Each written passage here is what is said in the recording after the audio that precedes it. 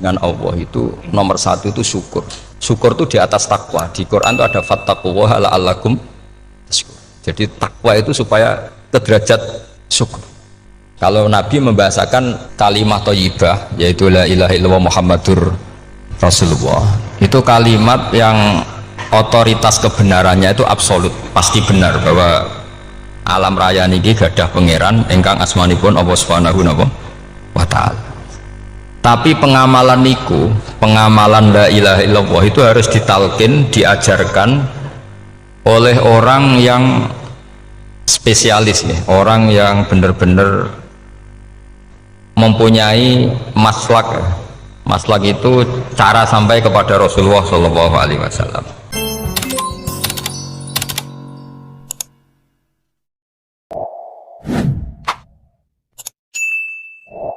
Bismillahirrahmanirrahim. Alhamdulillahirabbil alamin. Wassalatu wassalamu ala asyrafil mursalin sayyidina Muhammadin wa ala alihi washabbihi ajmain. Amma ba'du. Dengan Allah itu nomor satu itu syukur. Syukur itu di atas takwa. Di Quran itu ada fattaqullaha la'allakum tashkurun. Jadi takwa itu supaya ke derajat syukur. Kalau Nabi membahasakan kalimat thayyibah yaitu la ilaha illallah Muhammadur Rasulullah, itu kalimat yang otoritas kebenarannya itu absolut, pasti benar bahwa alam raya niki gadah pangeran ingkang asmanipun Allah Subhanahu wa ta'ala. Tapi pengamalan niku, pengamalan la ilaha illallah itu harus ditalkin, diajarkan oleh orang yang spesialis nih, orang yang benar-benar mempunyai maslak. Maslak itu cara sampai kepada Rasulullah Shallallahu Alaihi Wasallam. Kalau tersemut ketika Mbah Mun sering ngendikan ihdinas siratal mustaqim siratal ladzina an'amta 'alaihim. Terus uniknya di surat Fatihah itu, ya Allah tunjukkan kami ke jalan yang benar. Itu bukan sirotoka jalan jenengan, tapi siratal ladzina an'amta 'alaihim. Saya masih ingat betul ketika Mbah Mun ngendikan Allah itu mboten saged ditiru. Wong Allah mboten dahar, mboten ngombe, mboten tidur. Sing saged ditiru niku nggih padha-padha manusa, sehingga disebut ihdinas siratal mustaqim siratal ladzina. Maka dalam disiplin ilmu sanad itu sampai ada kalimat ekstrim, man ta'allama bila syekhin fasehuhu seton. Itu tidak main-main ya. Artinya ketika orang lain menuduh dunia kiai katanya terlalu kayak kerajaan kecil, santri tidak pernah ngeritik, itu keliru. Sebetulnya memang aturan ilmu itu diantaranya untuk ilmu agama itu harus pakai apa? Sanad. Bukti ini apa? Ihdinas siratal mustaqim siratal ladzina an'amta 'alaihim. Jadi untuk mengikuti jalan Allah niku harus mengikuti jalannya orang-orang yang telah engkau beri nikmat. Telah itu artinya finish. Finish itu artinya sudah meninggal. Saya masih ingat betul kalimatnya Mbah Mun, kalau kamu mengikuti orang, kalau ingin kebenarannya permanen, yang sudah meninggal.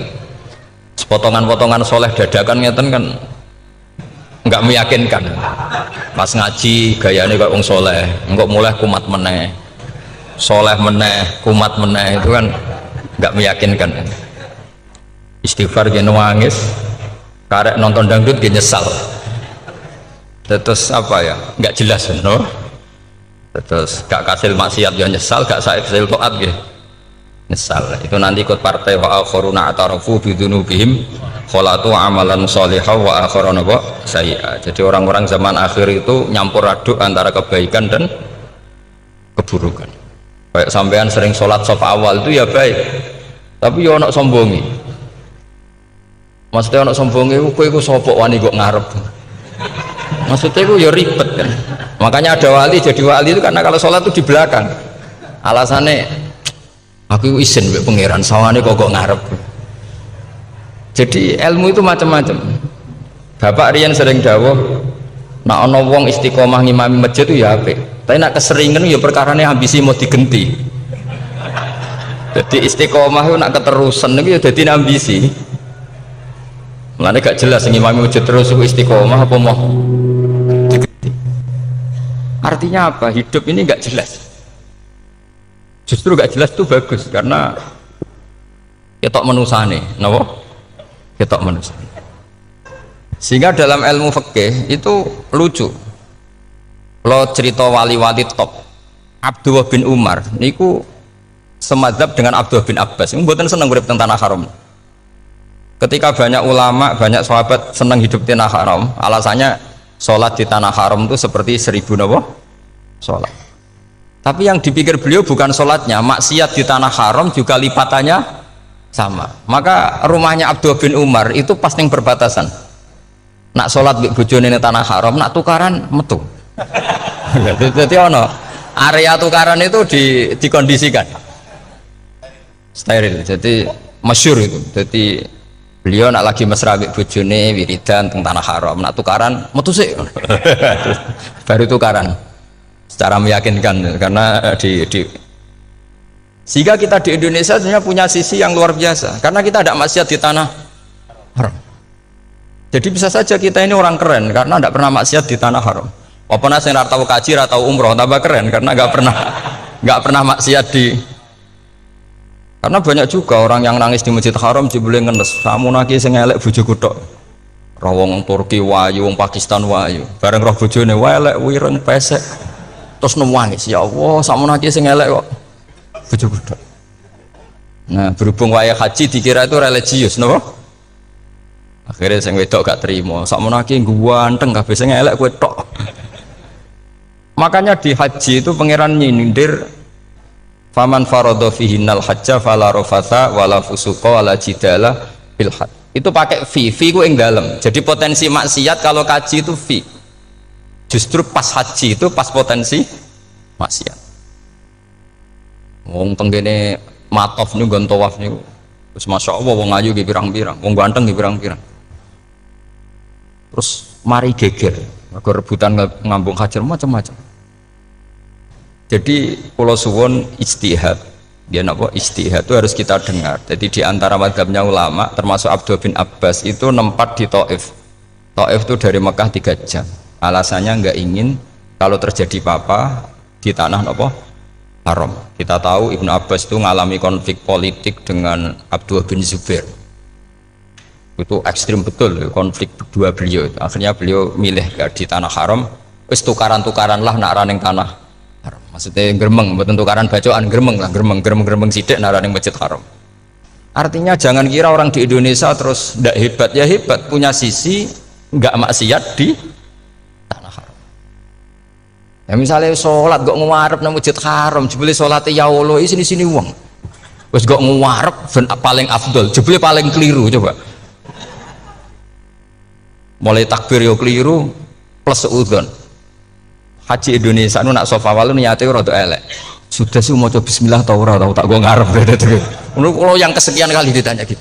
Jadi niate gua ngarep kepengen ngetes sudah sih mau coba bismillah tau ora. Lha ngapain gua ape salat atau ape seudon. Bantah-bantahan. Aku krungu dhewe tau gua ngarep pancen ra maca. Sing gak guri ora maca tapi lonton ora caku gak ngarep ya kepengen krungu nyatane ora. Jadi gak ngarep. Terus kedua niate iku balapan ngambung Hajar Aswad. Jadi sholatnya gak ngarep. Sekali salam langsung melayu ngambung Hajar Aswad. Iku niat apik niat elek ra roh, tapi tidak semua yang di sofa walu niate baik. Tapi niat tidak baik itu kadang baik. Itu saking apiane pangeran. Kalau kenangan cerita dari Mbah Mun yang paling saya kenang itu gini. Dulu ono santri nakal. Ya jadi ora dulu tok saiki luwih akeh, tapi sawangannya cerita kan kudu dulu karena sejarah itu syaratnya harus diomongkan dulu. Jadi aku rada kecewa sejarah itu dulu ono santri nakal. Saiki luwih akeh. Niku kepengen nginceng ninge mergo ning wayu. Niku dhisik jarang ning sepeda motor ngalor ngidul ning pasar Bangilan jarang. Dadi nek kepengen roh iku kudu dadi bakul banyu. Terus bakul banyu karena satu-satunya cara roh wong ayu kudu dadi bakul banyu nyamar. Jauhnya ngisine ning jero jeding. Ya kadang ya roninge rajil bapan macam-macam. Kiai ini wali tenan, bukan wali debutan, bukan wali senior, namun wali betul. Nah, sampai saiki dadi wali kan wis ora ono kuota wali, segelem ra gelem jumlahnya supaya tetap ada terus diangkat ngoten mawon wali. Itu bertahun-tahun. Kiai ini ngerti, seneng mergo digratisi, dikai rego murah. Kiai ini ngerti nek iku niate elek. Suatu saat gak ada perkembangan, santri ini mulai gremeng karena nggak direspon, diceluk bagi ini. pentok anakku. Nggih Yai. Kowe salat ning Masjid Haram saf awal 40 dina jamaah mbok saf awal. Nggih Yai. Kok bar tak rabekno anakku. Nggih. Seneng salat. Hari pertama ya demi dapat istri, hari kedua terus. Suwe-suwe ku ku nyaman. Betapa nikmatnya sujud, nikmati rukuk terus nyaman. Saking nyamannya itu berkebutuhan sholat di saf awal. Bukan karena cewek tadi. Bareng hari ke-40 diparani mbek kiai ini. Aja mulai tak rabekno. Loh. Mboten saged, Mbah. Jare nek wis salat 40 dina tak rabek. Oh, mboten salat diterima untuk cawe tok. Mboten. Mboten. Ngenyak uang salat diterima dijoli. Jadi orang nggak bener itu kadang ya jadi bener. Jadi wali kadang daftarnya lewat bakul banyu, terus kadang rodok delok wedok sithik-sithik, tapi nak pangeran ngangkat kira kurang coro. Jadi wali can iki. Akhirnya kiai ini sing nangis. Cung gelem lecok kamu pede mantu wong. Iki gak gelem-gelem tenan. Ngenyak uang salat diterima dijoli. Wah, itu luar biasa. Terus malah ini ngaji ya, terus ngaji talqinul fikri bahwa pada akhirnya sing paling dhuwur teng hadhihi dar la ilaha illallah. Nah, saya punya cara untuk sampean supaya la ilaha illallahnya itu sah dan meyakinkan. Nah, cara hakim itu sah dan kitab yang sering dibaca Mbah Mun diantaranya untuk kalimat itu kitab Zadul Ma'ad. Iku nak nerangno la ilaha illallah niku luar biasa. Itu kitab kesayangannya Sayyid Abdul Al-Haddad. Beliau ngendikan di antara kitab kesukaan beliau selain Ihya itu kitab Zadul Ma'ad. Itu beliau kalau ngendikan bihadihi ya, maksudnya bihadil kalimah ussisatis samawati wal ardu. Jadi langit bumi dibikin. Jadi beliau mulai berpikir pertama gini, surga dibikin dengan segala kemewahannya itu bagi yang tasdek liman saddaqa bila ilaha illallah wa liman amana bila ilaha illallah. Neraka yang dibikin sebegitu ekstrim sampai anak wong dicemplung ngenteni 70 tahun lagi ceblok. Wah, itu serah kebayang carane gawe. Entakno bego kan itu. Jadi barang nak diceblok nang neraka itu ceblok edok ngisor ngenteni pinten? 70 tahun. Makanya kemungkinan keluar dari neraka itu kecil. Agak untuk syafaat itu kecil. Wong wis kira iso kebayang kan? Itu pun diciptakan untuk yang menolak dalil. Jadi surga dibikinnya lihadil kalimah, neraka dibikin juga lihadil kalimah. Jadi hadil kalimah itu mizan, ini ukuran. Yang nerima masuk surga, yang menolak masuk neraka. Hisab juga gitu, ada hisab itu ya karena kalimat la ilaha illallah. Orang kafir itu nanti tidak dihisab. Nah cara Ibnul Qayyim, atau saya nggih ngoten. Ulaikal ladzina kafaru bi ayatina rabbihim wa liqaihi fahabitat a'maluhum fala nuqimu lahum yaumal qiyamati wasna. Ya lucu tuh, masuk Fir'aun dihisab. Kan sekarang rokok kan. Jadi hisab itu nanti itu yang nggak jelas-jelas. Makanya sama hati-hati itu potensi dihisab. Jadi yang jelas itu ada hisab. Masuk kanjeng Nabi dihisab kan tidak mungkin. Nabi Ibrahim masuk dihisab. Fir'aun masuk di, karena yang jelas surganya tidak dihisab, yang jelas nerakanya juga nggak dihisab. Tapi nak sing pengajian yo teko, dangdutan yo teko lah ini yang ini yang itu. Ya itu hisab itu. Dulu biskop ya bayar, mlebu masjid ya bayar. Cuma ada biskop 10.000, nak ning masjid 2.000. Itu ya hisab itu nanti. Jadi orang kafir yang karuan kafirnya itu istilah Quran fala nuqimu lahum yaumal qiyamati wasna. Nah, artinya ada hisab juga tolak ukurnya la ilaha illallah. Terus wa bihadil kalimah bu isatir rasul. Karena kalimat ini rasul diutus untuk melatih la ilaha illallah. Jadi kalimat ini luar biasa. Tapi setelah jadi tahlil terus yang mau coba ngantuk terus jumlahnya kakean kan terus akhirnya gak sakral. Akhirnya lewat di komentar suwi temen. Pemenang nak sing mimpin tahlil wong tuwek terkenal suwi lagi tahlil dipimpin Mbah niki sing mburi mesti sambat wah suwi mesti. itu kriminal kita, itu kesalahan kita. Kalimat yang harusnya jadi tolok ukur surga neraka itu ukurannya kalimat itu, kemudian kita nganggap kalimat itu sebagai kalimat yang apa problem. Itu aja sampai ya. Makanya kalau suwun sing mimpin tahlil aja suwi-suwi lah. La ilaha illallah ping 3 hadir terus bar. Niku semua ijazatnya hanya 3 kali. Itu kok udah dipirang-pirang niku. Tapi nak la ilaha illallah tolong gak hadir ya tak baleni neh dadi 6. Kok gak hadir? Jebule ping 1000 pun ndak hadir. Ini yang masalah. Terus kula waca ndak ini supaya sampean ngerti kalimat itu menjadi kualitasnya bagus ndak itu karena cara pandang. Itu tadi kalau sampean mikir surga dibikin semewah itu dengan fasilitas bidadari secantik itu, semuanya kelas A, itu ya bagi yang menerima la ilaha illallah. Neraka dibikin se ekstrim itu juga bagi yang nolak.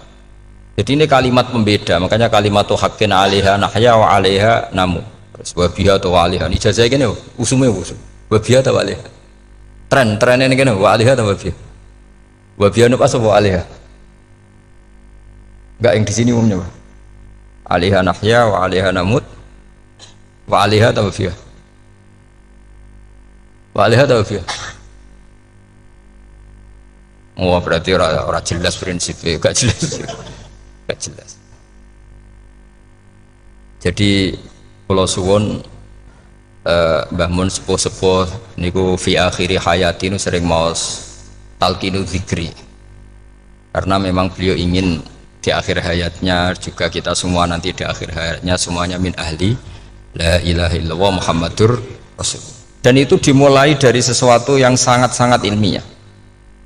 Yaitu tadi dimulai kenapa surga dibikin untuk sing iman la ilaha illallah. Kenapa neraka dibikin untuk yang menolak la ilaha illallah. Kemudian Rasul diutus untuk melatih la ilaha illallah.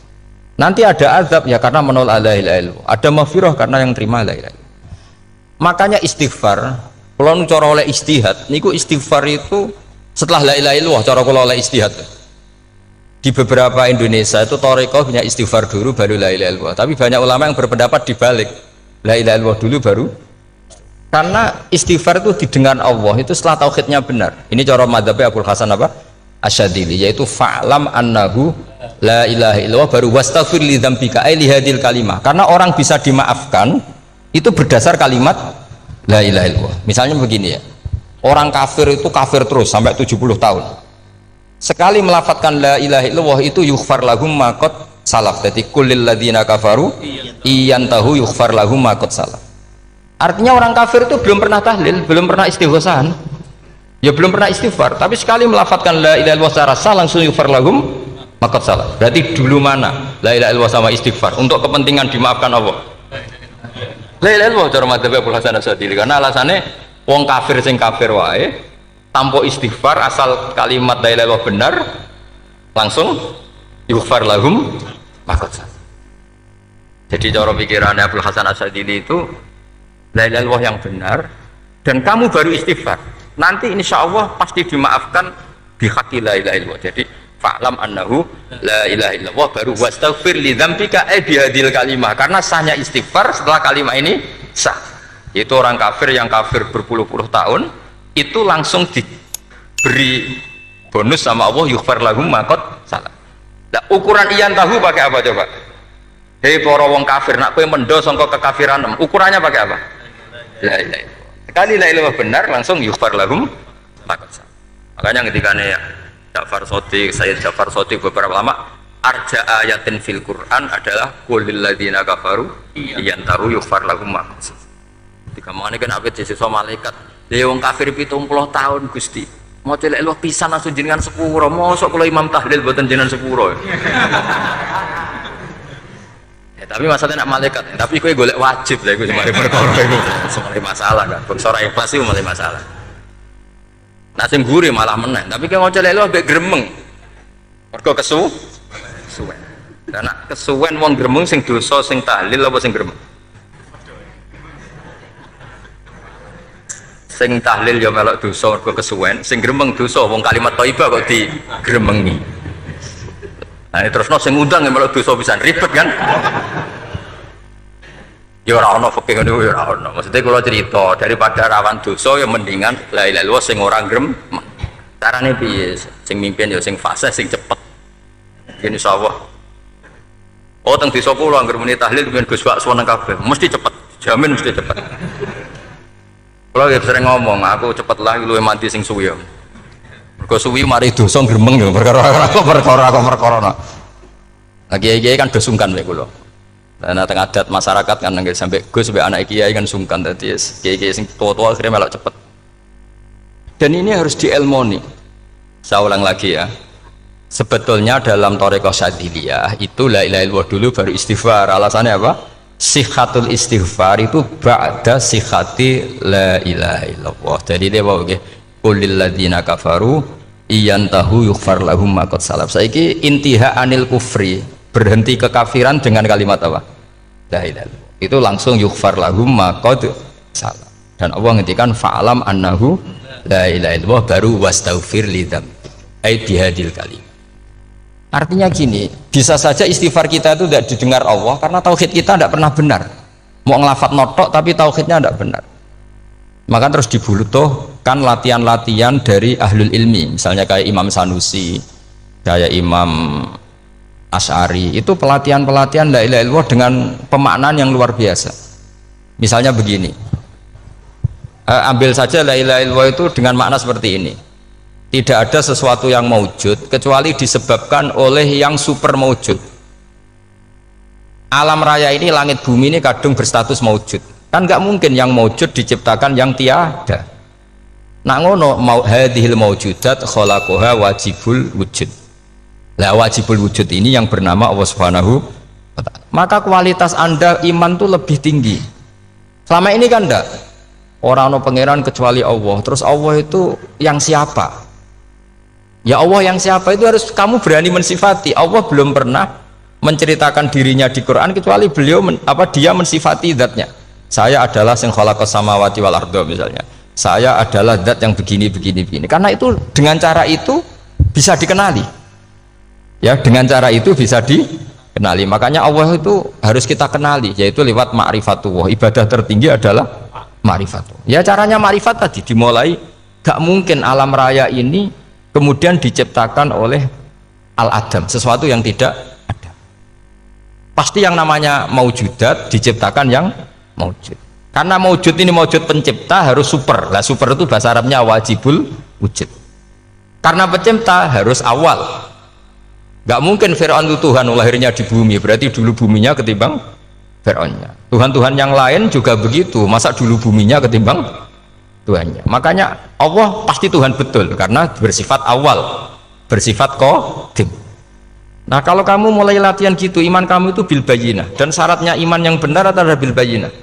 Bayyinah itu jelas welo-welo. Makanya semua nabi memaklumatkan diri, qul inni ala bayyinatim mir rabbi lam yakunil ladzina kafaru min ahlil kitab wal musyrikin munfakina hatta ta'tiyahumul bayyinah. Jadi kamu harus punya otoritatif kebenaran sing sampai welo-welo itu layak balus syakka wal irtiyab, sudah agak bisa ragu lagi.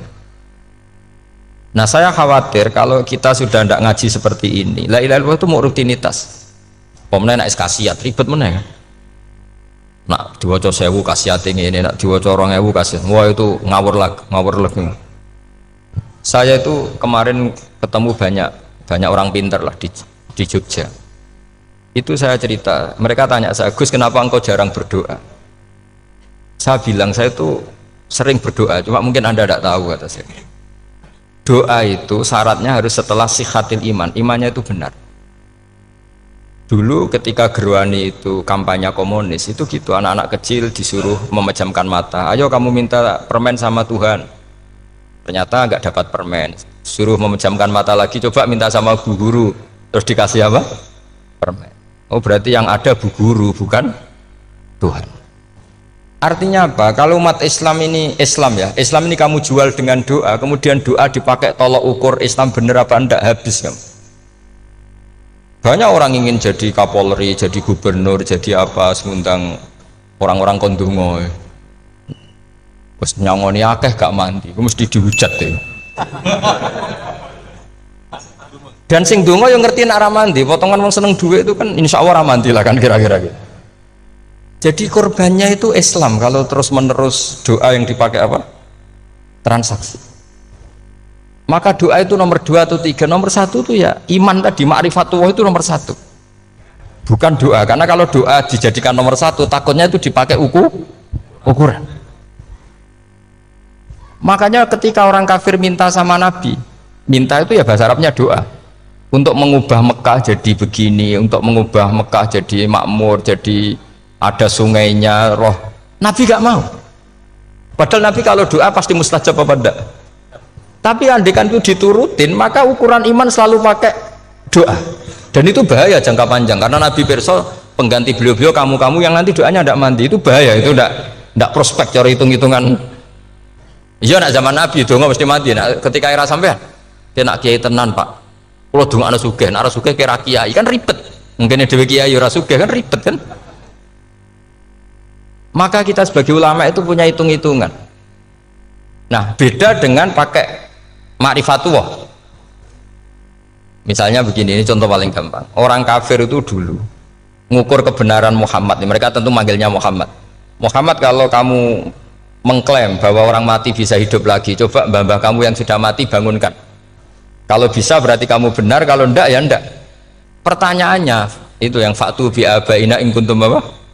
Sodikin. Pertanyaannya, ngukur kebenaran dengan cara itu yang bikin standar siapa? Nah, Nabi itu sempat terdesak karena itu dipakai ukuran. Tapi kalau pakai ilmu mantek, jawabannya lebih gampang. Ngukur kebenaran dengan cara itu versi siapa? Versi saya. Kamu benar itu kalau bisa membangkitkan orang mati. Terus dari Nabi, ya kalau versi kamu ya kamu yang membangkitkan, nanti ditanya bareng-bareng. Loh, ini kan kita seperti itu kan, kita sering. Artinya apa? Islam ini yang bisa mengawal hanya ilmu. Doa itu nomor 2, yang bisa mengawal Islam hanya fa'lam, harus ilmu annahu la ilaha illallah. Ketika orang kafir lo tanya, Muhammad kalau kamu Rasul betul, fasayir jibala Makkah, jibalu Mekah kamu jalankan kemudian jadi emas. Dan orang-orang yang mati bangkitkan, kemudian kita tanya, adinuka hakun amla, agamamu benar apa enggak? Nabi andikan minta kira-kira dituruti Allah apa enggak? Pasti dituruti. Tapi masalahnya, masa menunggu itu? Masa Allah menjadi Tuhan nunggu itu? Allah selalu Tuhan, baik orang percaya atau tidak. Makanya Allah tidak mau nuruti, karena itu jadi problem jangka panjang. Iya, kalau Nabi mustajab doanya, terus era umatnya seperti ini. Sing kiai ini bedino dalail ora mesti mandi dongane. Wis sing tirakat lah ora mesti mandi dongane. Nak bab donga niku wis padha wae lah.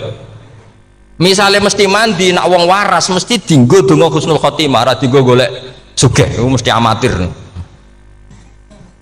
Nah masalahnya nak dinggo husnul khotimah bagi mereka yang kedonyan ya gak ngefek, dianggap tidak prospek. Panjang kan? Makanya itu pinternya Nabi, nomor 1 itu al ilmu, fa'lam annahu la ilaha illallah. Lagi wastaghfir li dzambi. Jadi kalau suwon, kenapa ini cerita Mbah Mun, kenapa akhir-akhir beliau sering talqinu zikri, sering melatih zikir, itu sirinya diantaranya bahwa kalimat ini harus menjadi kalimat super, kalimat sing alaiha nahya wa alaiha namut wa alaiha nub'ats, atau wabiha nub'ats insyaallah ta'ala minal amin. Ya itu tadi, kita sebagai kiai itu ikut menjaga ini, jangan sampai kalimat ini membosankan. Tahlile suwi barbar segitu ono sing nyoal la ilaha illallah Muhammadur Rasulullah lane kurang panjang, wakaf ta ora terus panjang. Bahwa agama ini dimulai hatta ta'tiyahumul bayyinah. Jadi sesuatunya harus benar-benar sampai jelas.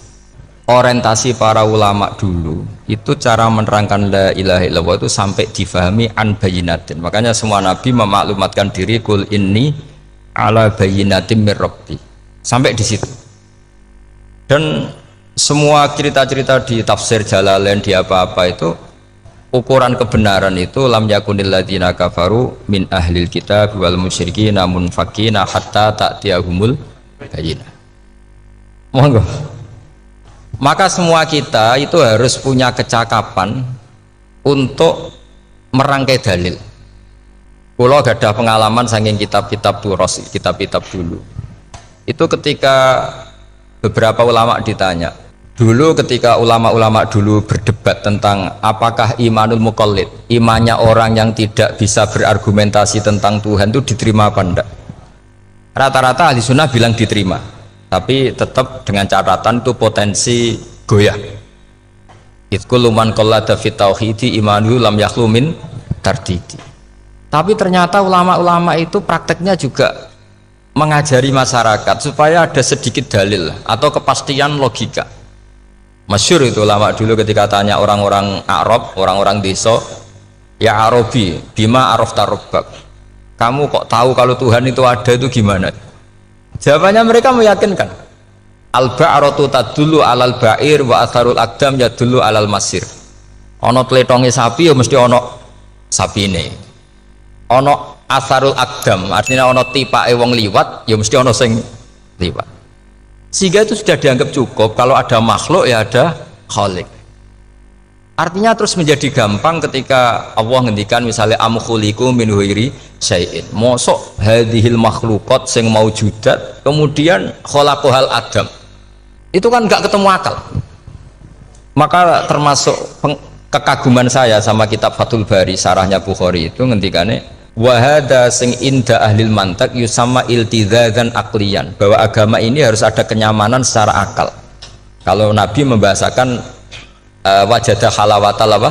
Iman yang manis itu misalnya kita profesor, kita ilmuwan, kita seorang yang top, yang paling cerdas di dunia, kemudian kamu secara agama didogma oleh pimpinan agama kamu, kebetulan pimpinan agama kamu misalnya komunis, terus diberi ajaran misalnya hadhil maujudat khalaqahal adam, yang maujud ini diciptakan ketiadaan. Kan mungkin profesor lah mesti stres.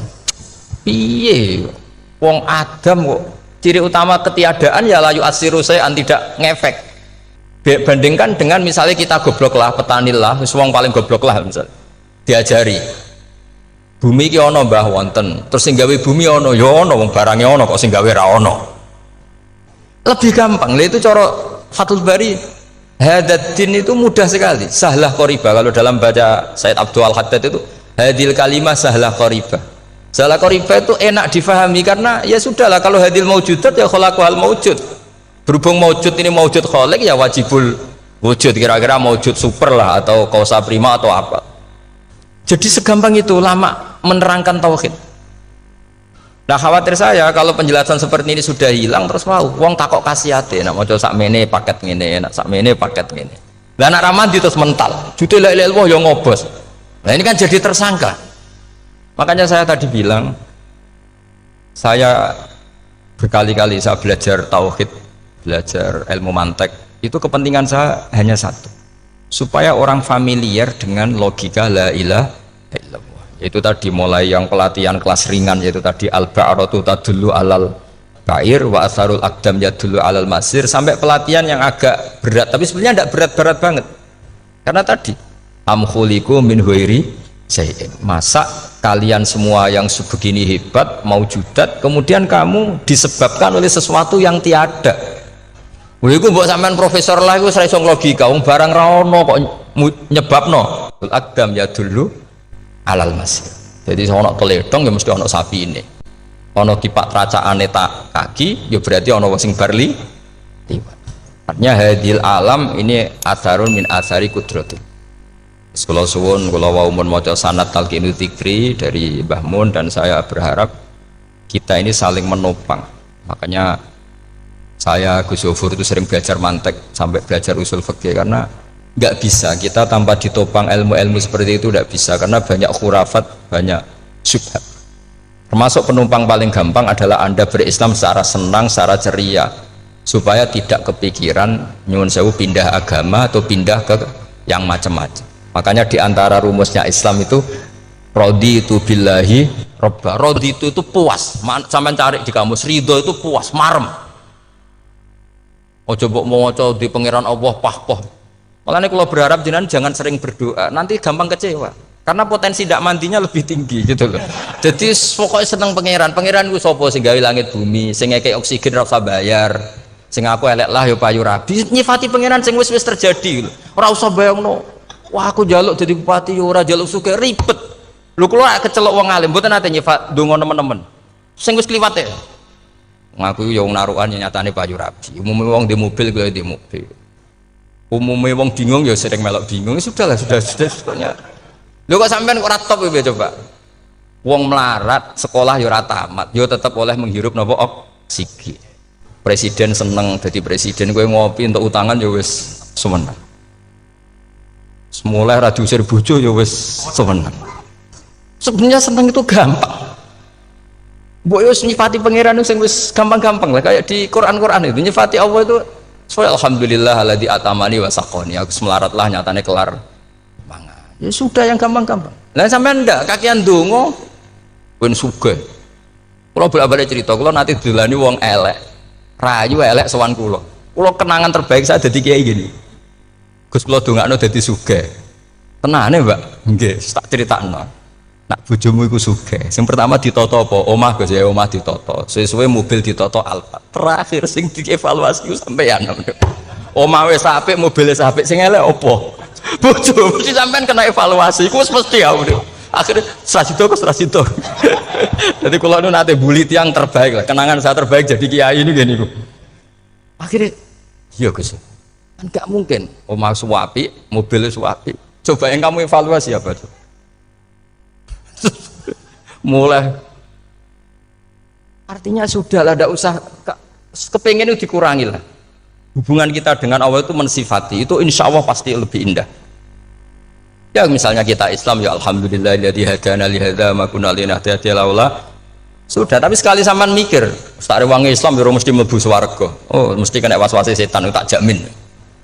Sak rewangi salat yo mesti swarga. Tapi nak sampean alhamdulillahilladzi ja'alana minas sajidin wasyakirin aman. Maka alhamdulillah itu kalimat paling keren. Makanya da'wahum fiha subhanakallahumma wa tahiyyatuhum fiha salam wa akhiru da'wahum alhamdulillahirabbil alamin. Jadi pokoke ngoten. Sore pura usah kakek jaluk. Karena potensi ndak mandi itu tinggi. Sampean ndak kutub, ndak ahdal, ndak abdal, ndak apa saja.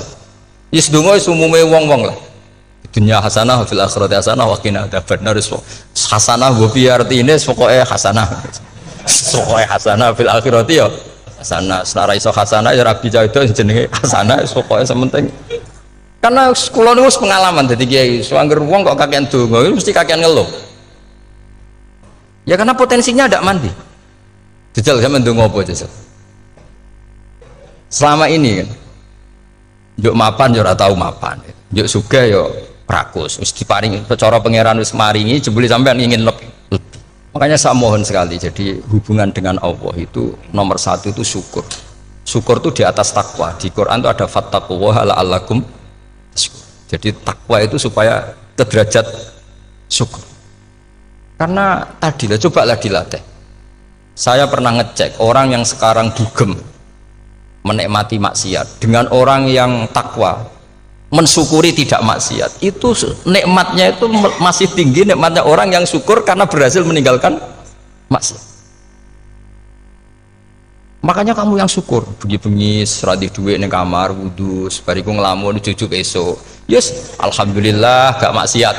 Kira usah bayangno terus tahajud qiyamul lail iku para habaib para ulama itu kira ramakome lah seperti itu. Terus ramakome tangi turu seradian tempiring itu alhamdulillah sing gampang-gampang ya. Dan itu memang ajarannya Nabi. Jadi Nabi itu kalau bikin ajaran itu orang sing asbaha aminan fi sirbi sesuatu mu'afan fi badani indahu kutu yaumi faka'an nama khizat lahu dunya bi hadafiriha. Jadi Nabi bayangkan mirip man asbaha aminan fi sirbi ngontrak ya ora diusir sing di omah, kumpul mertua ya ora diusir mertua, kumpul bojo ra diusir bojo, aminan fi sirbis, mu'afan fi jasadis, urip nak guyu do banter wis bengak-bengok. Indahu kutu yaumi dina iku iso mangan. Iku fakaan nama khizat lahu dunya bi khadafiri. Anggap ae kowe itu sak donya. Lha wong paling sugih gawe kolam renang paling 100 meter persegi. Kowe ndelok laut renang sak kapoke. Pokoke urip ku sing gampang itu. Kok senengane repot to? Senengane repot. Pokoknya kalau aku pengen itu jenengan syukur lah.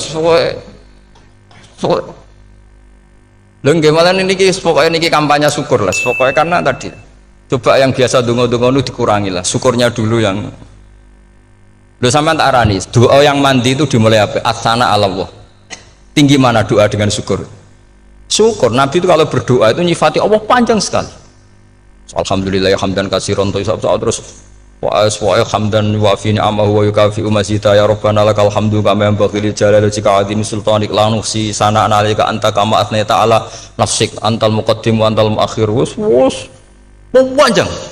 Sampean kan gak muqaddimah suwidi Dongane sing tuh wis gak dia 13 wis. Kalau kan sering mau ikhya itu kalau muji pangeran itu sampai lupa Imam Ghazali saking panjangnya.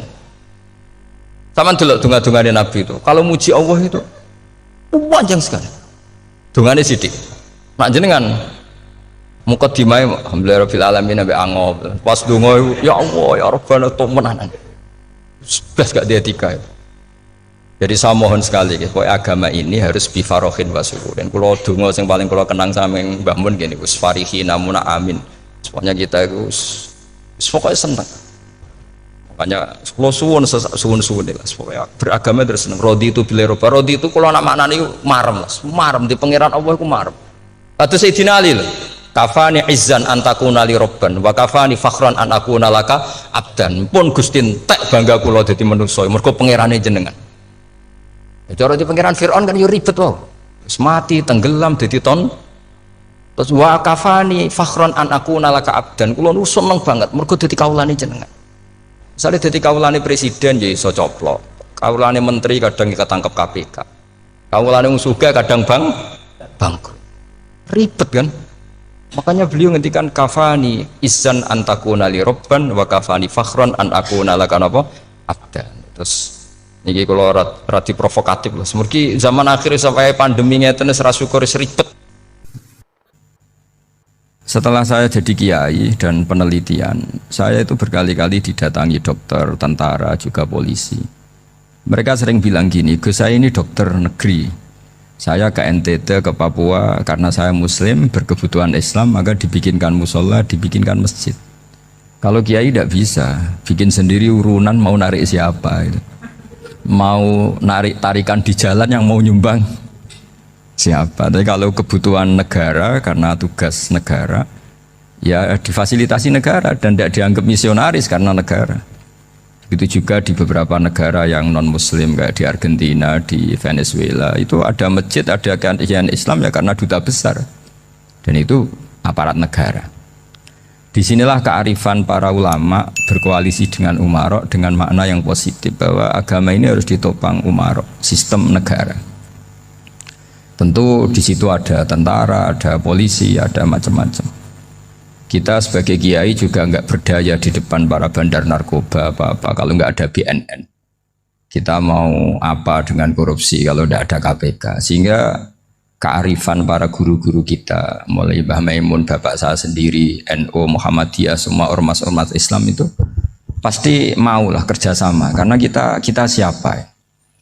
Kalau tidak kerjasama. Dan di antara pesan Rasulullah SAW adalah yaduwahi ma'al jamaah.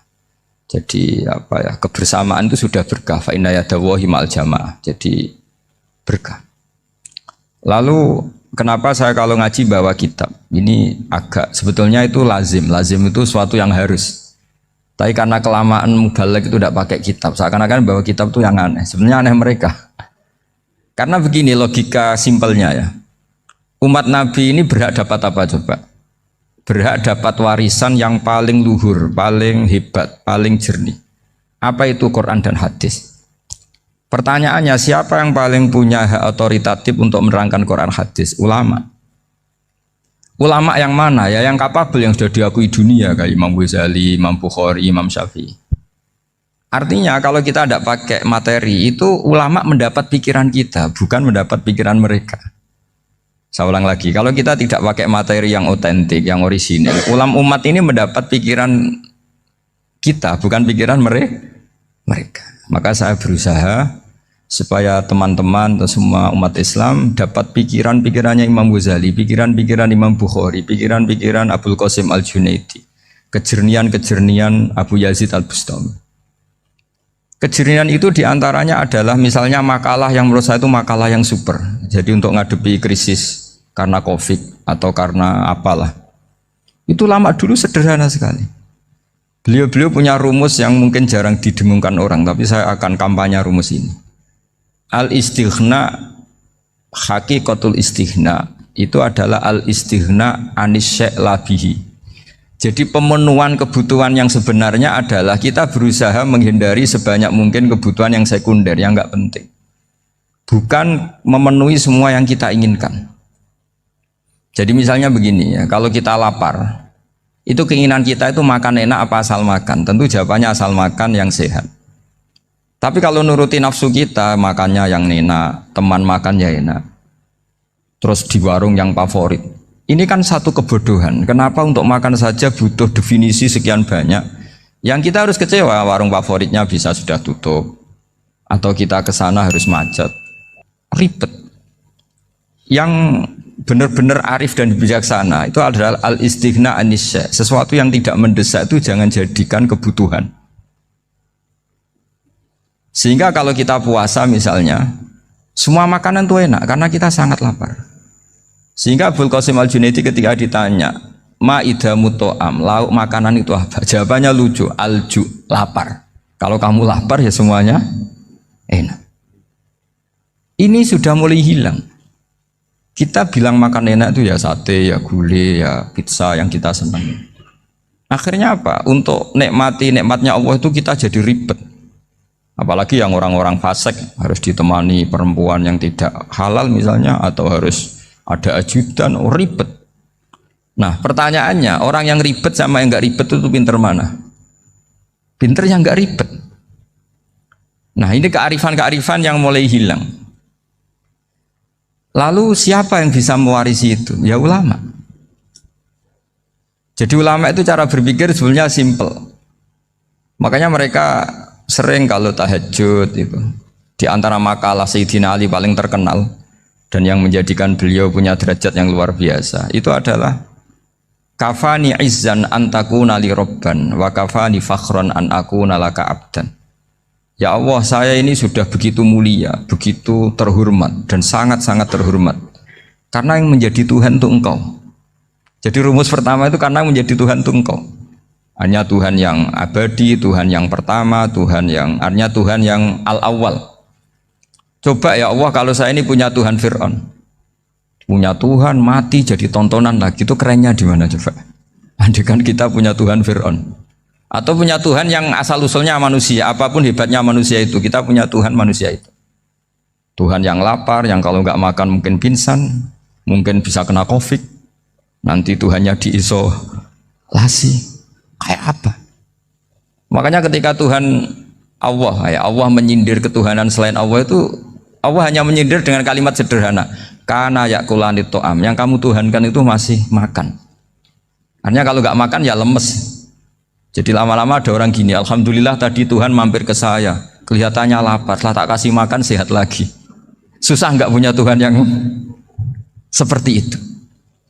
Beda dengan Tuhan kita. Tuhan yang nggak butuh makan, nggak butuh minum, al-qayyum, zat yang berdiri sendiri tanpa butuh yang lain, al-awwal. Sebelum ada langit bumi sudah ada Tuhan kita yaitu Allah.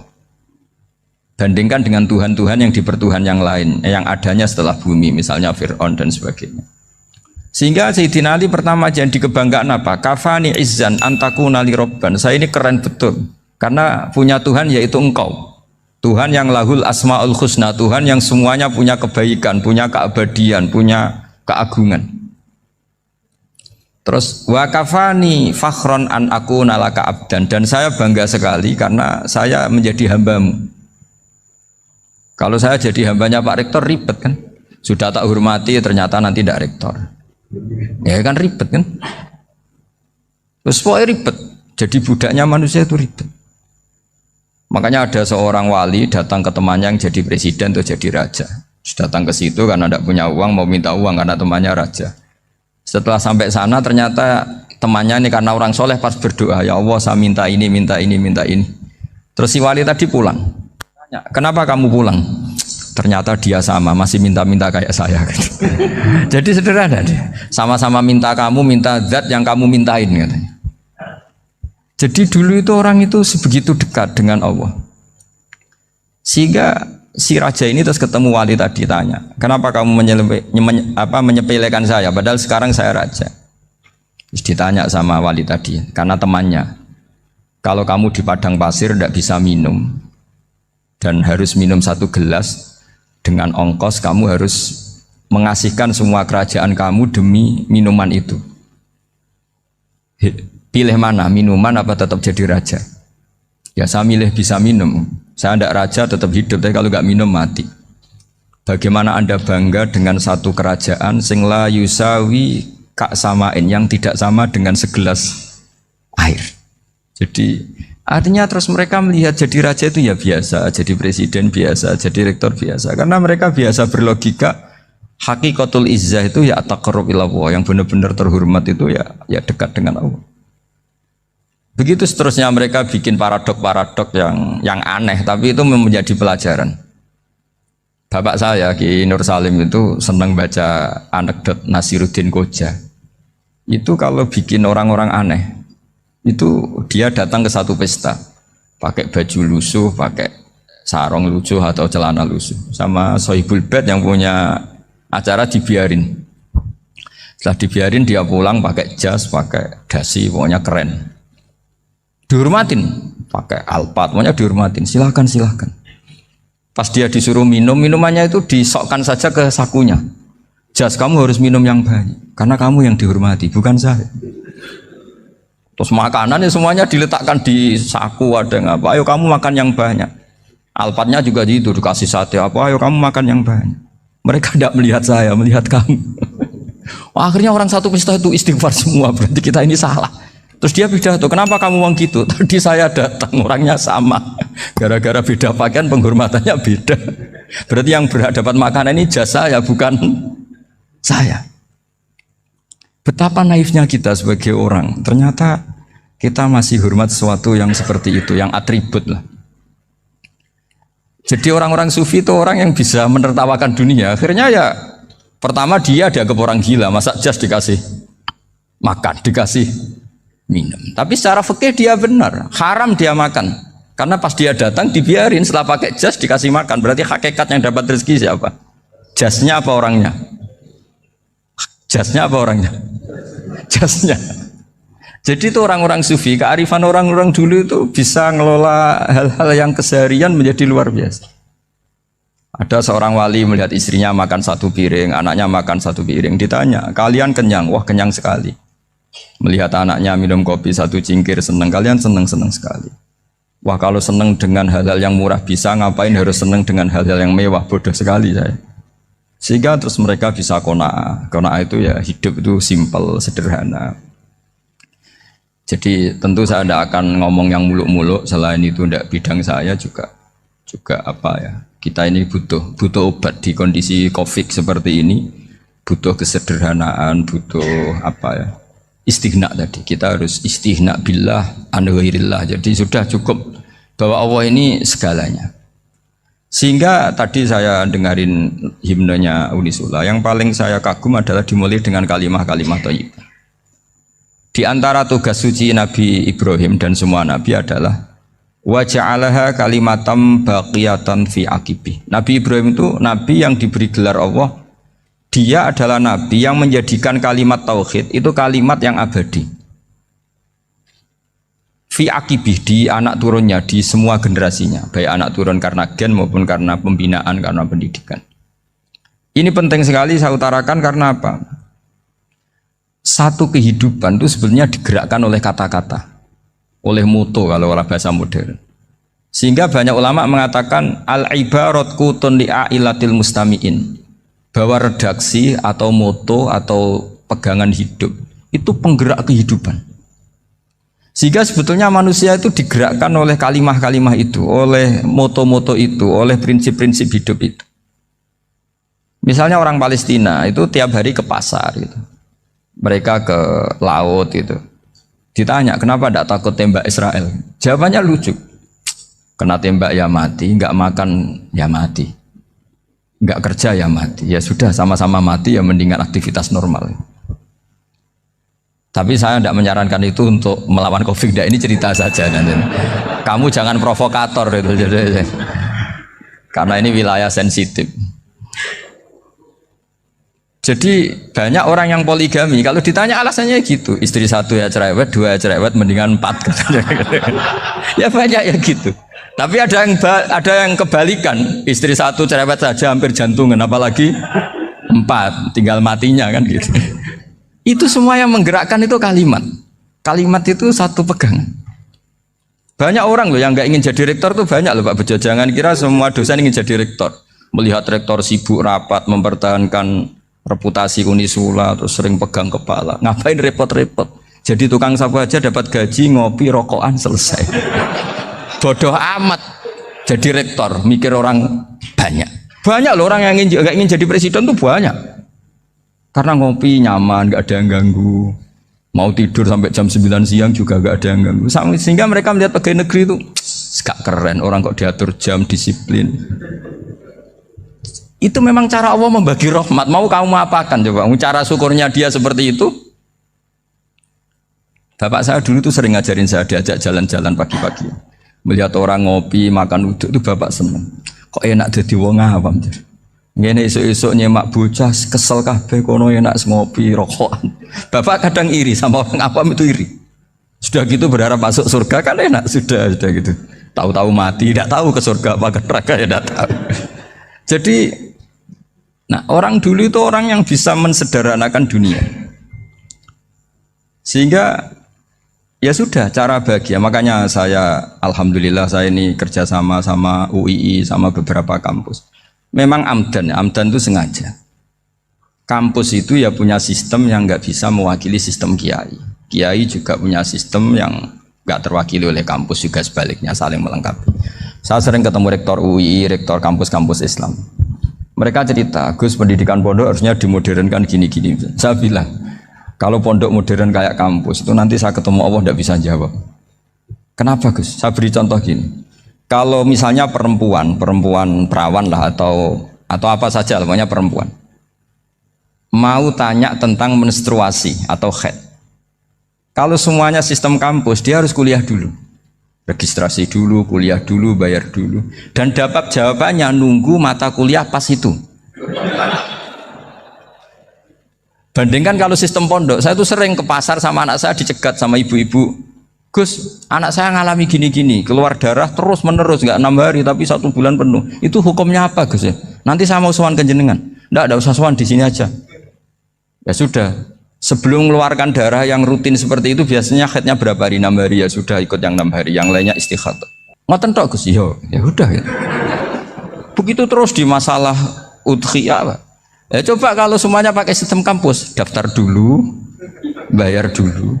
Jadi ini nggak ada jawabannya, nunggu mata kuliah itu baru dapat jawaban. Itu biasa nggak sholat bertahun-tahun karena belum ada jawaban tentang itu. Nah itu kalau misalnya orang mati, tahunya cara apa memulasara jenazah itu nunggu kuliah dulu, pas mata pelajaran itu dulu, baru menangani orang mati. Berarti orang mati itu tergeledak semua. Tapi kalau kiai kan enggak. Kesini orang mati terbakar, kalau dimandiin malah badannya copot-copot, itu gimana hukumnya? Ini ada orang mati Gus Kendat, ini disolati apa enggak?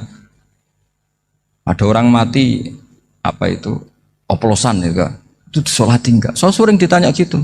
Gak usah registrasi Pak Rektor, gak usah registrasi, gak usah daftar, gak usah seminar. Makanya kalau orang kampus wani kiai itu ya kualat tenan gitu, karena ini yang on time. Tapi pondok seperti saya ya ikrar seikrar-ikrarnya pentingnya kampus karena melatih efisiensi waktu, disiplin, tata kelola manajemen sehingga kita ya hormat. Tapi tadi kita harus saling melengkapi sehingga saya tunjukkan ke publik bahwa saya hormat sekali sama polisi, sama tentara. Coba kita bisa apa ngadepi bandar narkoba kalau enggak polisi? Bisa apa coba menjaga NKRI kalau enggak tentara? Begitu juga ya sudahlah kita memang fa inna yadallahi ma'al jamaah, kita berkah itu kalau bersama-sama, tidak bisa kita sendiri. Nah lalu orang kayak saya itu ya beberapa kali sebetulnya saya itu ditawanin jadi doktor honoris causa apa. Kekhawatiran saya satu Pak Bejo, takut pas nggak punya uang itu dokter gak di duit kan gak pantas gitu. Jadi repot gitu, daripada beban lah sudah lah nggak usah dokter. Jadi kalau nggak punya uang ya pantas, terus kalau ngebis ya pantas. Suatu saat kalau mati nggak ada yang hadir ya pantas, nggak dokter gitu. Kalau sudah dokter kok masuk neraka, kayaknya apalagi rektor kampus Islam kok masuk neraka itu kan kok kayak nggak pas itu. Misalnya rektor Unisula ditanya mungkin nakir, nggak bisa kan kayak gimana gitu. Makanya harus sering ngaji saya supaya nggak malu di depan Munkar Nakir. Masa rektor ditanya Munkar Nakir enggak bisa. Harus berani bentak. Ini saya rektor loh Pak Munkar Nakir. Masa kalau wali-wali dulu berani. Masyhur di cerita wali-wali ditanya marabbuka manabuka. Saya ini guru tauhid. Kok kamu tanya marabbuka manabuka yang ngotok. Kok kamu tidak pernah ngaji enak aja tanya. Jadi wali-wali itu ya rileks ngadepi mungkin. Saya akan rileks wali di Bang Pak Rektor. Saya yakin itu. Karena wali itu lebih dekat Allah. Sehingga orang dulu itu saya ulang lagi ya, ada satu kearifan namanya hidup itu apa? Hidup itu adalah cari sebanyak mungkin supaya hidup itu tidak tergantung pada banyak hal. Sehingga misalnya cara berpikir orang-orang modern itu sebenarnya banyak orang-orang ilmuwannya nggak ngagumi Amerika. Bukan karena angkuh ndak. Untuk mempertahankan kebesaran negara sebesar itu, kebutuhan listriknya besar, kebutuhan tentaranya besar, kebutuhan apa? Sementara negara kayak Venezuela atau Swiss kebutuhannya ada banyak. Pertanyaannya, yang tergantung dengan banyak hal sama yang tidak tergantung banyak hal, itu pinter mana? Kalau dibalik pertanyaannya gitu, negara-negara maju itu tidak keren kalau dibalik pertanyaannya. Orang yang untuk mempertahankan eksistensinya banyak, butuh banyak hal, dengan yang tidak butuh banyak hal, itu pinter mana? Orang yang bahagianya nunggu jadi dokter, nunggu jadi kiai besar, kiai viral, dengan orang yang bahagia cukup dengan ngopi, itu pinter mana? Tapi kalau dibalik pertanyaannya, orang yang tahunya nikmat hanya kopi, dengan nikmat yang banyak, pinter mana? Makanya Mbah Mun tuh kalau guyon itu lucu. Aku iku sakake ambek wong desa sing mlebu swarga. Saya dulu eskal mlebu swarga kok disakeni. Akhirnya beliau memberi penjelasan. Wong desa iku roe pakanan enak, iku mau kopi mbek uduk. Lah swarga iku mau nuruti sing dikarepno. Akhirnya semua mangan wis ngopi, nguduk, ngopi ora roh pakanan liyane iku ora roh. Nasi mandi yo ora roh, pizza yo ora roh apa-apa. Terus saya bilang, wah lah niku nak nganti selera tentang wanita cantik. Iku juga sederhana. Rodok pesek ya wis cantik, rodok ireng ya wis. Apa bidadarinya seperti itu karena saking enggak pengalamannya. Jadi surga itu kan nuruti apa yang diinginkan. Kira-kira keinginan orang kampung kalau di surga itu apa coba? Makanan apa coba? Ya nak senengnya ketemel gemblong itu. Artinya malaikat lebih suka nangani surganya orang-orang kampung di Bang Pak Rektor. Ini sudah ribet ini. Makanan apa saja sudah dicoba ya. Terus kalau di mall tahu orang macam-macam, seleranya macam-macam pasti. Enak mana kalau sampean jadi malaikat pelayan surga? Suka ngelayani orang kampung apa yang orang kota? Orang kampung kan. Jadi ya itu guyon ya, guyon tapi itu menjadi pikiran kita bahwa orang yang banyak kebutuhan itu sebetulnya banyak kebodohannya karena menggantungkan kebahagiaannya dengan banyak hal. Makanya Imam Syafi'i ngendikan istighna itu apa? Al istighna anisya'i. Yang dikatakan kecukupan adalah berusaha sebanyak mungkin banyak hal tidak kamu butuhkan. Bukan memenuhi semua kebutuhan kamu karena nafsu kamu ini tidak ada batasnya gitu. Kalau kamu penuhin nggak akan selesai. Itu ada perempuan yang kurang cantik itu minta doa saya, Gus doain suami saya kaya, terus tak guyonin, terus nggak minta. Kalau suami kamu kaya, yang pertama dirubah itu apa? Rumah Gus, supaya rumah saya bagus. Kedua apa? Mobil, supaya mobil saya bagus. Nanti yang dievaluasi itu kamu. Mobil bagus, Alphard, rumah mewah, istrinya kamu pasti itu dievaluasi. Langsung nggak usah sudah gini aja kan. Jadi pertama yang dievaluasi itu kaya itu coba kalau suami kaya itu yang dievaluasi pertama rumah ya, rumah ganti. Setelah itu apa? Mobil. Kira-kira berikutnya akhirnya harus bagus nggak jadi. Nabi Ibrahim itu pernah minta umur panjang. Keren umur panjang. Sama Allah nggak dijawab. Datang orang tua gitu mertamu ke Nabi Ibrahim. Terus disuguhi dikasih kurma. Apa itu? Kok kurma apa? Anggur yang sudah matang sekali. Sudah dimakan. Setelah dimakan meler keluar lagi. Dimakan lagi meler lagi. Terus Nabi Ibrahim masuk lagi ke kamar. Ya Allah doanya tak cancel. Nanti kalau saya tua kayak itu. Jadi Allah itu nggak jawab langsung tapi ngirimkan itu. Akhirnya ya Allah nggak jadi. Nanti takut itu. Saya pernah ngalami jadi kiai tadi, ada ibu-ibu ya kurang ya nggak pati cantik lah. Suaminya tuh miskin sekali. Minta doa saya supaya kaya. Bareng tak kasih pertimbangan itu udah nggak usah nggak jadi. Jadi itu kearifan. Tapi kearifan ini harus kita tanamkan. Saya nggak bisa membayangkan Indonesia yang besar ini, andai kan tidak ada qanaah, nerimo ing pantum. Coba sekarang ada Covid. Andai kan Indonesia tuh kayak Perancis. Saya beberapa kali punya tamu orang yang hidup lama di Perancis, bahkan dapat istri orang Perancis. Itu dulu nggak begitu mencintai Indonesia. Tapi setelah di Perancis 2 tahun, wah Indonesia hebat. Di Perancis tuh kata dia kalau cerita, semua kebutuhan masyarakat itu dibebankan ke negara. Apa saja minta negara, apa saja nyoal negara. Sementara Indonesia, coba kalau Indonesia mengalami seperti ini kok tidak ada qanaah rimo ing pantum, bisa kios Indonesia. Orang miskin nyalahkan negara, kelaparan nyalahkan negara, apa saja. Tapi barokahnya dididik kiai, jogeman nyalahno wong liya. Urip pun romo ing pandum, diame. Sampai gak ngerti kalau Covid. Banyak tuh orang-orang kampung itu, orang lugu-lugu itu.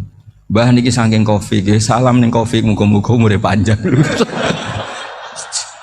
Dikira Covid itu nama orang yang ahli sosial itu. Mbah niki dana saking Covid. Matur nuwun sampekno salamku, muga-muga umur panjang. Bingung kan yang nganterin ini. Ini gimana yang mau menjelaskan? Memang nggak paham. Ribet kan. Tapi saya pastikan bahwa dengan keadaan seperti ini kita bahagia, kita stabil, itu jelas barokahnya kalimah tadi, moto tadi atau pegangan hidup tadi. Makanya disebut al-ibarat qutun li'ailatil mustami'in, bahwa redaksi atau kata-kata atau pegangan atau filosofi hidup, apalah namanya itu adalah penyemangat. Penyemangat. Karena kata-kata ini memang luar biasa. Ketika sahabat perang demi kebenaran, zaman itu ya pasti benar karena yang dibela Nabi. Dulu itu kan enak zaman Nabi, yang dibela mesti benarnya, musuhnya mesti salahnya. Sehingga dulu itu memang harus tegas. Kalau sekarang mau tegas gimana? Yang kamu bela tidak mesti benar, musuhnya tidak mesti salah.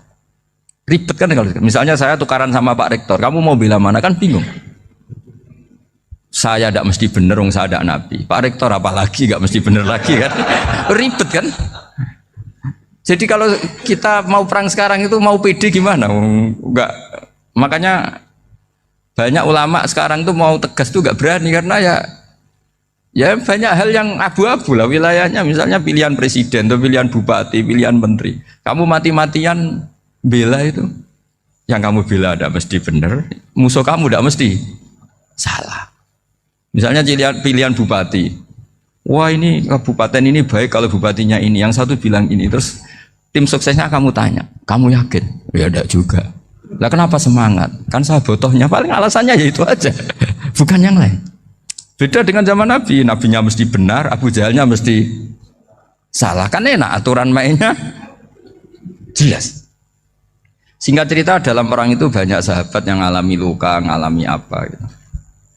Kemudian curhat lah ke Nabi, ya Nabi gara-gara derekkan jenengan, ngikuti jenengan saya harus ngalami seperti ini. Ngiranya orang itu diapresiasi sama Allah keluarnya itu. Ternyata sama Allah gak diapresiasi. Malah diturunkan ayat intakunu ta'lamuna fa innahum ya'lamuna kama ta'lamun wa tarjuna minallah malah yarjun. Kalau kamu sakit karena perang, orang-orang kafir itu ya sakit. Itu saja berani padahal demi kekafiran. Wa tarjuna minallah malah yarjun. Padahal kamu punya nilai lebih yaitu berharap kepada Allah yang mereka tidak punya. Saya jadi kiai itu ya kadang mangkel. Karena yang benci ya benci, yang seneng itu ngel-ngel loh kayak Pak Bejo. Jadi semuanya ribet. Nah iya, yang benci ya ganggu, yang seneng ya ganggu, tambah nemen. Seribet. Tapi kalau sudah ingat bandar narkoba, mereka berhadapan dengan polisi, kadang ditembak karena kesalahannya terlalu fatal. Antar persaingan mereka juga bisa tembak-tembakan karena merebut pasar narkoba. Itu saja mereka berani. Kok kita yang jadi kiai kadang dicium tangannya, dihormati gak berani, hanya takut apa ya, musibah-musibah kecil lah, atau problem-problem kecil. Lah iya, kalau kita bandingannya gitu. Kalau kamu mau tahajud kedinginan, itu masih nanti dihisab Allah itu gitu.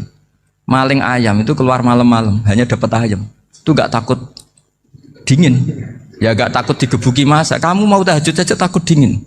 Makanya nanti hisabnya orang soleh itu nanti dijajarkan orang dolim. Terus diperbandingkan. Wah itu habis kamu kalau itu. Jadi misalnya Unisula mau rapat, tapi ini malam, kalau malam dingin nanti sama masuk angin. Wah anak-anak pang di perapatan aja berani kamu. Kalau sudah perbandingannya gitu tuh ribet kita nanti. Makanya itu kalimat itu moto atau filosofi hidup. Sehingga diulang lagi nasihat itu. Iyam saskum korhun fakodu masal koma korhum mislu. Kalau kamu kena luka, orang-orang yang nggak benar juga akan kena luka. Itu aja berani demi ketidakbenaran. Masa kamu demi kebenaran nggak berani? Akhirnya orang itu, ya itu kalimat, itu heroik. Makanya kita ini penting ya. Makanya tadi himne Unisula dimulai kalimat thayyibah. Karena kalimat ini yang menjaga kita kalimat ini. Misalnya tentang Tuhan. Kenapa orang Islam imannya kokoh seperti ini, termasuk yang sudah hidup di Amerika, di Australia, di mana-mana. Itu ya barokahnya ajaran atau barokahnya kalimah. Saya sebut kalimah saya pakai bahasa santri. Karena la ilaha illallah itu dalam tradisi santri disebut kalimatu haqqin alaiha nahya wa alaiha namut wa alaiha nub'ats. Ada yang riwayat wa biha nub'ats insyaallah taala minal aminin. Kenapa mereka di mana-mana meskipun sekolah di Amerika, di Australia, bahkan di Uni Soviet tetap mukmin? Itu barokahnya ajaran yang benar. Allah itu siapa? Tuhan. Tuhan itu sifat dasarnya apa? Awal. Dia harus wujud awal sebelum makhluk yang lain. Sehingga ketika ada negara yang maju, yang tertib, manajemennya tertib, masyarakatnya makmur, tapi punya Tuhan yang tidak seperti itu, tidak awal, itu sudah gak nyaman. Karena ndaklah keren Tuhan saya, karena Tuhan saya itu al-awwal, zat yang pertama. Tuhan saya keren lah, zat yang nggak mati. Tuhan yang nggak mati, yang nggak pernah mengalami kematian. Sehingga tontonan atau yang dilihat kenikmatan-kenikmatan yang lain ini tidak mengubah dia pendirian tentang Tuhan. Karena mantapnya satu kalimat tadi bahwa Tuhan itu ya harus satu, harus awal, harus tidak mati, tidak rusak, tidak mengalami apa-apa yang membahayakan. Sehingga ketika ditawarin Tuhan yang lain meskipun menjanjikan secara finansial atau kemakmuran, mereka gak tertarik. Itu coba, itu barokahnya makmur apa barokahnya ajaran? Barokahnya ajaran. Sering negara Islam itu kalah makmur dengan mereka, tapi barokahnya ajaran ini tetap apa? Tetap Islam. Makanya Nabi Ibrahim, Nabi yang sukses bikin wa ja'alaha kalimatam baqiyatan fi aqibi. Sehingga kita ini bekti sama orang tua misalnya, itu ya karena ajaran. Suwargamu itu karek wong tuamu. Nak wong tuamu ridho, Allah ridho. Nak ora ridho, Allah ora ridho. Ridho wa fi ridhol walidain wa sakhatu wa sukhtu wa fi sakhatil. Sehingga ketika ada orang tua yang agak brengsek gitu, anak-anak tetap hormat. Punya orang tua yang miskin, yang sudah miskin, tukang tombok nomor, banyak kan di kampung gitu. Ya tetap hormat. Coba kalau dari awal kita ngajari orang tua kamu hormati ya, kalau baik, kalau tidak usah. Bisa geger Indonesia. Tapi barokahnya ajaran-ajaran itu Indonesia tertib karena ada ajaran. Nah ini di sini pesantren dan Unisula semua harus berkontribusi membuat ajaran yang benar itu adalah ciri utama Islam. Sehingga Islam ini dimulai dengan ajaran kalimatu haqqin alaiha nahya wa alaiha namut. Sehingga kita tenang seperti ini. Saya ini termasuk kiai yang tenang. Meskipun kata orang banyak saya ini kiai besar, tapi termasuk kiai yang paling tenang. Termasuk yang paling tenang. Karena saya ini pakai mazhab orang-orang hebat. Saya berkali-kali cerita, orang kayak Imam Syafi'i itu orang yang luar biasa. Saya berkali-kali cerita, orang yang tadi nyium tangan kamu ya Imam Syafi'i, di belakang tuh ngerasani kamu, menghujat kamu. Jawabannya enak saja. Berarti saya alhamdulillah orang yang wibawa. Buktinya di depan saya nggak berani. Jadi enteng saja. Diceritain sebagian kampung, sebagian separuh dari warga kamu itu nggak suka kamu. Ya bagus lah nggak suka saya, nggak akan utang duit saya. Di mana-mana orang utang itu karena teman dekat. Kalau nggak seneng pasti minimal nggak utang, nggak pinjam mobil, nggak pinjam apa. Berkah mana yang seneng sama yang gede? Jadi dianggap enteng saja. Semua yang dialamin dianggap enteng saja.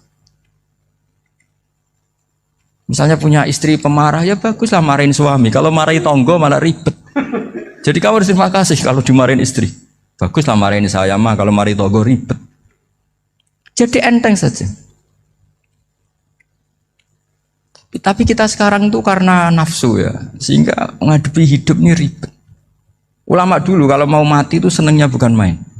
Sudah lama saya ini ingin gak maksiat. Kayaknya gak maksiat paling efektif itu mati. Ya tidak apa-apa Gusti, kalau sebaiknya mati ya mati aja. Enteng saja. Jadi melihat kematian itu akhir dari segala keburukan atau potensi keburukan. Apapun baik kita sekarang, suatu saat mungkin kita gak baik. Yang bisa menghentikan ketidakbaikan atau potensi ketidakbaikan itu apa coba? Mati kan? Berarti mati itu mengerikan apa menyenangkan? Mesti kamu tidak berani menjawab. Meskipun secara ilmu kamu berani, tapi secara rasa agak berani kan? Saya ulang lagi ya, yang bisa menghentikan keburukan atau potensi keburukan itu apa coba? Apa? Kematian. Berarti kematian itu menyenangkan atau menyusahkan? Apapun kamu tidak berani jawab karena kamu agak-agak duniawi itu kelihatannya. Tapi secara ilmu, kamu tahu kan kalau mati itu tidak buruk-buruk banget. Karena apa? Itu akhir dari segala keburukan. Sehingga Nabi ngajarkan kalimat itu begitu luar biasa. Allahumma ahyini maka natil hayatu khairan li wa tawaffani maka natil wafatu khairan li. Nabi melihat dunia itu begitu indah. Ya Allah, kalau saya ini hidup, anggap saja hidup ini ziyadatan li fi kulli khairin, menjadi modal saya menambah segala kebaikan. Jika suatu saat saya mati, anggap mawon rohatan li min kulli syarrin, itu akhir dari segala keburukan saya. Sehingga mati hidup ya baik karena di situ kita bisa berkontribusi beramal soleh. Mati juga baik karena mengakhiri segala keburukan. Nabi nate ngendikan lagi, ajaban li amril mu'mini inna amrahu kullahu khair. Orang mukmin itu mengagumkan, semuanya baik. In asobathu na'ma syakara fakana khairan lah. Kalau baru dapat nikmat, dia syukur, maka itu baik. Wa in asobatu dharra sabara. Kalau dapat masalah mereka sabar, itu juga baik. Sehingga orang mukmin dua sisinya pasti baik. Itu juga kalimat, maksudnya moto atau pegangan hidup. Nah berikut ini saya beri contoh, ini kenangan saya, ini contoh terakhir. Masalah jadi orang terkenal maupun tidak. Di sini dicontohkan Imam Ghazali di halaman 367 di kitab saya 367, juznya 3 di kitab Ihya Ulumuddin. Di sini beliau cerita betapa untuk menjaga ikhlas sebaiknya orang itu tidak terkenal, tidak syuhrah, tidak terkenal. Oke, itu kita sepakat ya, karena kalau terkenal mungkin orang dipaksa publik dengan tanda kutip untuk selalu berbuat baik, tapi karena jaim lah, jaga image atau apa. Tapi ketika dibalik pertanyaannya, kamu rela yang terkenal itu orang nggak benar, sementara yang orang benar itu nggak terkenal. Lalu masyarakat tahunya yang tidak benar. Kalau pertanyaannya dibalik gitu, orang baik wajib terkenal enggak? Kalau pertanyaannya dibalik seperti itu. Dokter yang benar tidak terkenal, yang malpraktek terkenal. Kamu ingin kondisi seperti itu? Gak ingin kan? Kampus yang bagus gak terkenal, kampus yang bagus gak terkenal, yang gak bagus. Nah, artinya apa? Gara-gara olah kata, olah pikiran, ini logika jadi rubah. Lagi-lagi apa? Jawaban itu ada di kata-kata sebetulnya. Makanya bab-bab seperti ini tidak usahlah kita berdebat, berpolemik. Sebaiknya orang itu humul, menutup diri, apa sebaiknya orang terkenal, itu nggak perlu seperti itu. Sudah terserah Tuhan saja. Makanya saya mulai dulu ngaji sampai sekarang itu ya tidak punya punya ikon tertentu atau punya website tertentu, enggak. Sudah terserah pangeran. Sudah saya juga tidak sok suci materialistik atau enggak, ya tidak mikir saya. Bukan apa-apa ya, karena saya ini kiai, jadi biasa urusannya sama Allah, tidak sama makhluk. Jadi pusing kalau sama sarah-sarahnya makhluk itu pusing. Meskipun rektor kalau nasihati saya pasti tidak saya terima, itu tetap makhluk, itu sudah ada ngefek kalau saya itu sudah ada itu. Bukan karena saya sombong, ya memang makhluk betul gitu, bukan cuma nasibnya bejo aja, tapi makhluk tetap makhluk. Saya beri contoh ya. Ini makalah yang ditulis Imam Ghazali. Ya, i'lam aslahaka Allah anna aslal jah wa intisarus sayyid atau sayyidi wal istihar. Wa huwa mazmum itu. Balil mahmudu al khumulu illa man saharahu wa ta'ala linasri dini min ghairi takallufi talabi syuhrati minhu. Jadi kalau kamu ingin ibadah kamu selamat ya kamu jangan terkenal. Tapi resikonya adalah kalau kebaikan itu tidak terkenal maka gak dikenali. Kalau gak dikenali berarti masyarakat hanya punya percontohan yang tidak baik karena yang baik tidak terkenal. Jadi itulah ulama-ulama dulu. Jadi apa-apa itu dibanding-bandingkan. Kemudian nanti kelihatan jawabannya itu kelihatan. Jadi ulama dulu itu biasa ngarang misalnya afatun nikah, sisi negatifnya nikah.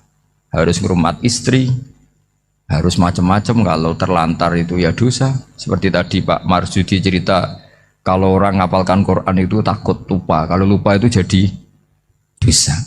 Pertanyaannya, kalau semua orang takut lupa, takut dosa, semua orang nggak hafal Quran karena potongan-potongan lupa. Cara berpikir tidak seperti itu. Kalau berpikir ya namanya hafalan ya inginnya hafal, kan nggak ingin lupa. Lah nanti kalau takdirnya lupa karena hal-hal yang dimaklumi oleh syariat itu enggak yang termasuk dosa. Yang dosa itu lupa takliwiri udhrin syar'iyyan, lupa yang tidak ada sebab yang apa? Syar'i. Tapi lupa bawaan EQ-nya tidak bagus. Lupa bawaan sering dibentak. Oh itu enggak masalah karena bawaannya orang tertekan itu ya lupa. Coba kamu hafal Quran. Terus punya kredit jatuh tempo. Pas hari itu aku yakin enggak cerdas sudah. Itu bawaannya orang tertekan tuh pasti lupa.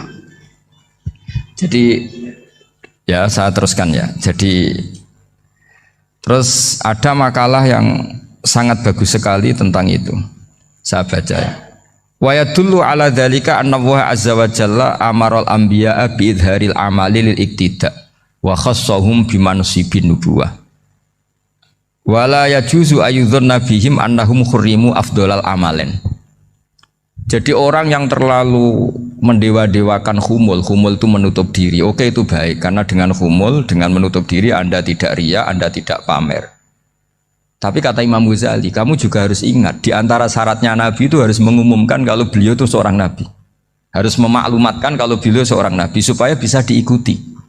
Caranya sholat harus diumumkan sehingga Nabi itu mengatakan harus jamaah. Karena dengan cara jamaah itu bisa shollu kama ra'aitumuni usolli. Coba kalau Nabi sholatnya nggak diperlihatkan, kamu harus sholat yang benar.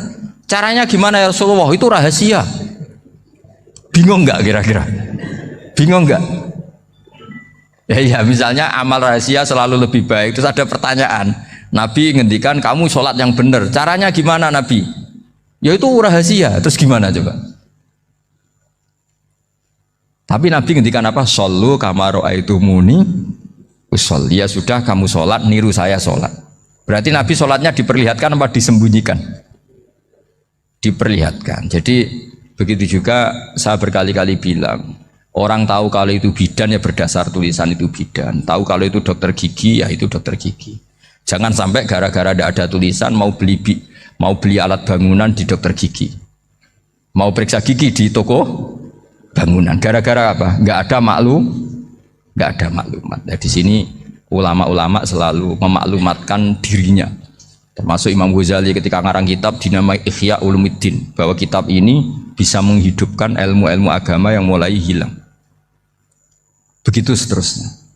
Jadi ini ngaji ya. Jadi orang itu harus ngerti ya. Jadi jangan nuruti emosi sendiri atau logika sendiri. Bahwa saya suka humul, ya monggo, agama Islam menyediakan sarana itu. Uzlah itu ya punya sisi kebaikannya sendiri.